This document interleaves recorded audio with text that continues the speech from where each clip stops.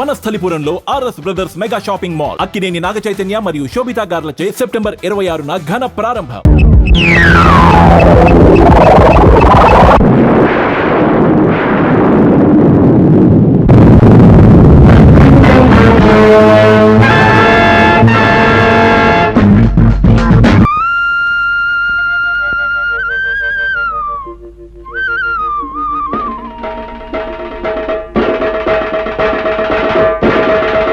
ఇందు మూలముగా సమర్థమైన ప్రజలకి తెలియజేసేదేంటంటే 10 ఏళ్ల క్రితం ఊరు వదిలేసి వెళ్ళిపోయిన ముసలయ్యకి సారా కొట్టు గంగులకి తల విషయంలో వచ్చిన తగాదాని రేపు రాయుడు బాబు రచ్చబండ దగ్గర తీర్పు చెబుతారు గనక 50 మంది రావాల్సిందహో.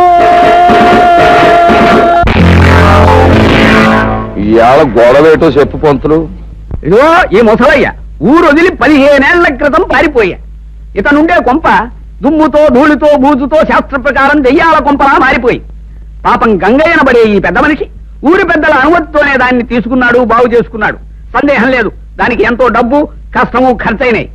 మళ్ళీ ఈ ముసలయ్య 15 ఏళ్ల తర్వాత తిరిగొచ్చి ఆ కొంప నాదే, నాకే ఇవ్వాలని అల్లరి మొదలెట్టాడు. ఎవడే నేను ఏ గొడవ చేయలేదు బాబు. చేపల కూర కవుడు చెప్పకోవా. ఊళ్ళో పెద్ద మనుషులు మేము అబద్ధం చెప్తున్నాం అంటావా? సందేహం ఏముంది? ఇందుకనే శిక్ష వేసేయటండి. నువ్వు మట్టగెరసలా ఊరికి గింజుకు పోకో. విషయమేంటో ఎన్నాయి. నువ్వేమంటావు ముసలయ్యా? రాయుడు బాబు, నా స్థలం నాకు ఇమ్మని ఆ గంగయ్యని అడిగాను, అంతే బాబు. గంగయ్య, నువ్వు చెప్పుకునేది ఏమన్నా ఉందా? అయ్యా, ఏళ్ళకి ఖర్చు పెట్టి ఆ ఇంటిని స్థలాన్ని బాగు చేసుకున్నాను. ఏడాది తమకి ఇంటి పన్ను కింద 100 కట్టాను. ఇప్పుడు దాన్ని అడిగి ఇచ్చేస్తే నేను బికారాన్ని అయిపోయి బజార్ని పడిపోతాను. ఇక తమరే న్యాయం చెప్పాలి. ఈ ముసలయ్య అనే ఆసామి చెప్పా పెట్టకుండా ఊరు వదిలిపెట్టి వెళ్ళిపోయి తన కొంపని ఇటు పెద్దల చేతుల్లో గాని అటు చుట్టాల చేతుల్లో గాని పెట్టకుండా వెళ్ళిపోయాడు. 1 ఏడు కాదు, 2 ఏళ్లు కాదు, 15 ఏళ్లు పోయిన తర్వాత తిరిగొచ్చి నా ఆస్తి నాకు కావాలి అంటున్నాడు. సరే సబువే.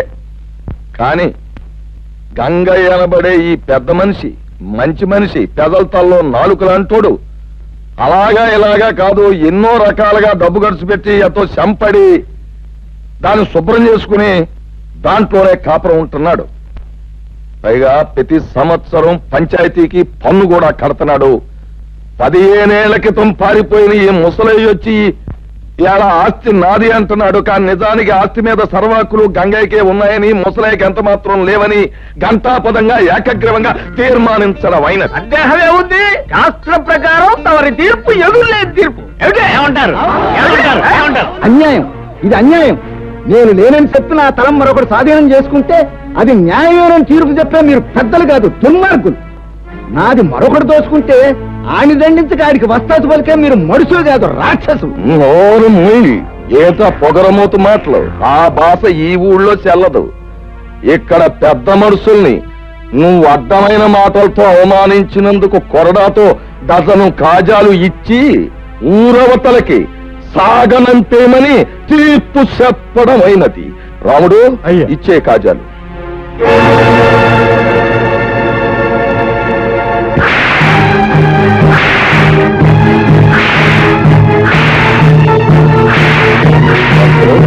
సరిగా లెక్కెడతావా?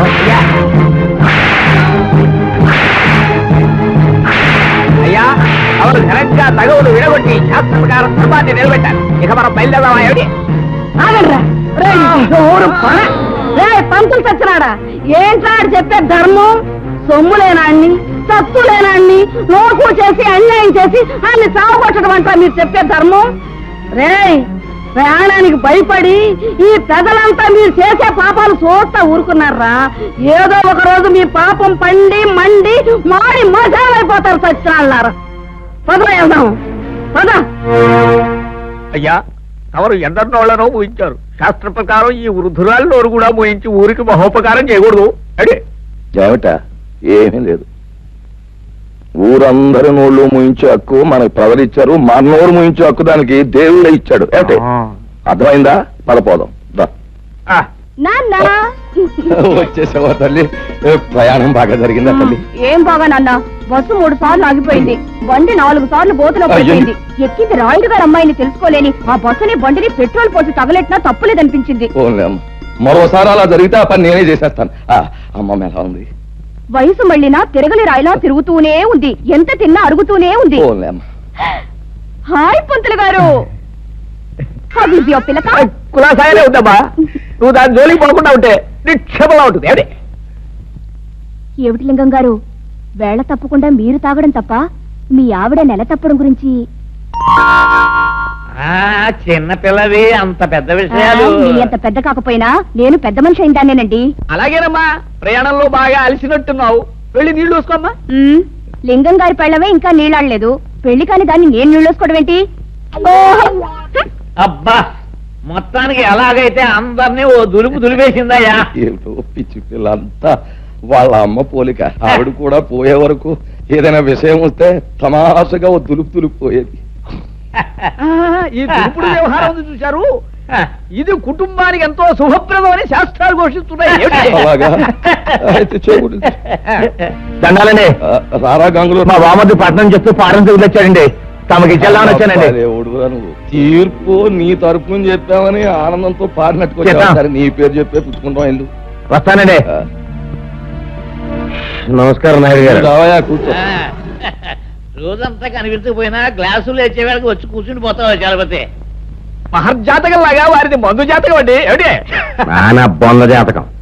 రాయుడు గారి స్కీమింగ్ ప్రకారం పట్నం వెళ్ళి ఆ యానాద్రాముడి పొలం చక్కని నొక్కేయడానికి కోట్ల చుట్టూ తిరగలేక చేస్తున్నా. నువ్వు ఎక్కడ చేస్తావు? ఏదో పారిని మింగేవు అంటే మళ్ళీ బతికేస్తావు. వెళ్ళిన పని అయిందా? లాయర్ గారికి 4 డబ్బులు కనిపించి పని జరిపించాను. రాయుడు గారు తలుచుకుంటే జరగనే ఉంది. వారు ప్రభువులు, వారికి తెలియకుండా ఈ ఊళ్ళో ఎవరు చావడానికి లేదు, బతకడానికి లేదు, ఈ ఊరి నుంచి బయటికి పోవడానికి లేదు, పొరుగురు వాళ్ళు లోపలికి రావడానికి లేదు.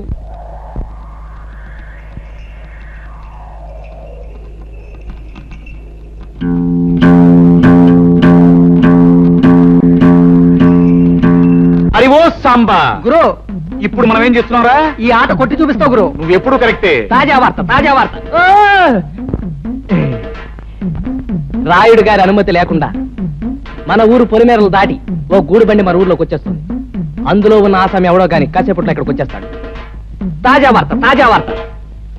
ఊరు బండైనా గూడ్సు బండైనా సరే మా నాన్న అనుమతి లేకుండా ఊళ్ళో రావడమా? సమ్మతించను. గురు, నువ్వు సమ్మతించినా సమ్మతించినా ముంగోటప్పుడుతో వచ్చేస్తుంది బండి.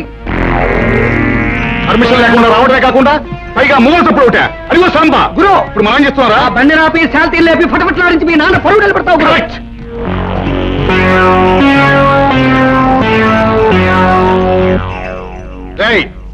బండిలో పడుకున్న బాట్కోనాయాల పర్మిషన్ లేకుండా ఈ ఊళ్ళో కాలెడితే తలగిరిపోతుంది తెలుసా?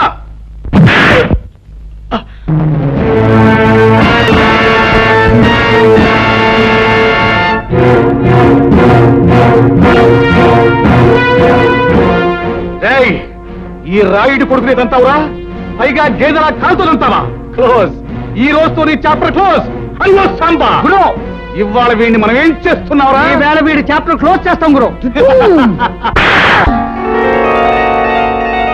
ఒరేయ్ రాయుడు కొడక, ఈ ఊరే కాదు, ఈ దేశంలో ఏ ఊరు కూడా ఎవడబ్బ సొమ్ము కాదు. కనుక వచ్చేవారికి అనుమతులు పర్మిషన్లు అక్కర్లేదు. కానీ మా ఊరి పద్ధతి ఏ పద్ధతైనా ఈ వేళ నుంచి మారి తీరాలి. ఎందుకంటే మనం దిగాం కనుక. అరివో సాంబా. గురు, ఇప్పుడు మనం ఏం చేస్తాంరా? మా గిరిబాబును వదిలేస్తావు గురు. Not correct, not correct.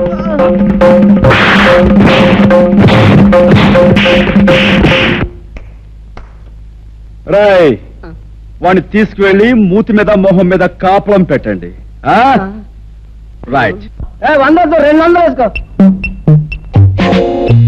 బాబా తొందరగా.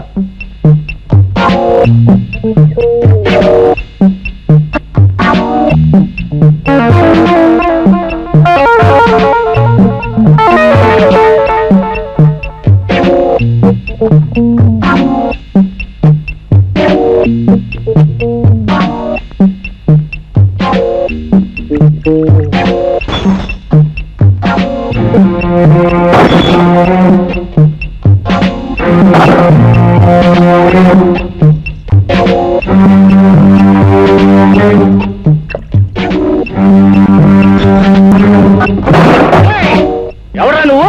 నిన్ను చెడుగుడు ఆడిచ్చేస్తాను.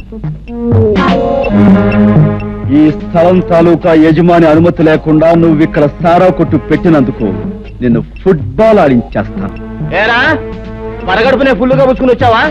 స్థలము యజమాని అంటున్నావు, ఇక్కడి నుంచి నోరు మూసుకుని వెళ్ళకపోతే అది అలా నోరు మూసుకో. చూడు, ఈ స్థలం నాది, ఈ ఇల్లు నాది కాదని ఎవరైనా అన్నాడే అనుకో, వాడి తలకాయ లేచిపోద్ది. నువ్వు నీ సామాన్తో అరగంటలో ఇక్కడి నుంచి ఖాళీ చెయ్యకపోతే నిలువున చీరేస్తాను. సంజయ్,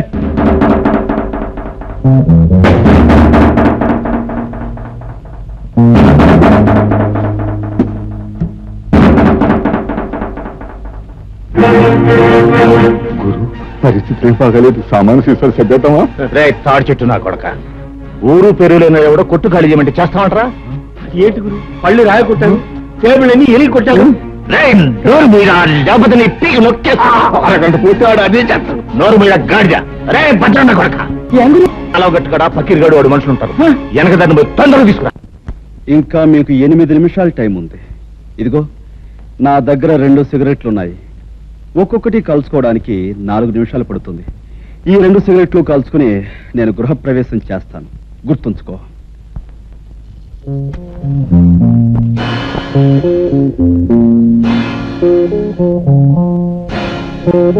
ఆ పక్కీరుగాడు మనుషులు ఇంకా రాలేదేనా? అదిష్టవంతులు వాళ్ళు ఇంకా రారు.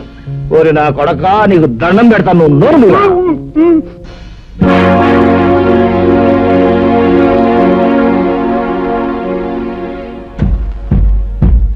రాయ్ సారా కొట్టు. 2వ సిగరెట్ కూడా వెలిగిస్తున్నాను.